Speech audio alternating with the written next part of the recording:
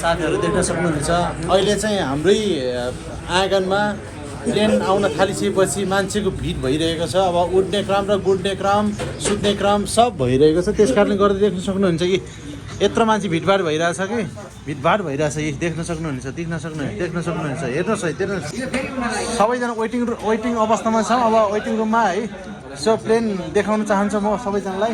यता सोल्टी एकदमै ल प्लेन उड्ने चान्स अब त्यसमाथि गुड्ने त्यसपछि उड्ने सुत्ने मुड्ने गुड्ने सबै यहीँ हुन्छ। यही भित्र हुन्छ प्लेनभित्रै हुन्छ है प्लेनभित्रै हुन्छ। सुन्नुभयो नि हो यही हो प्लेन भोड्कामा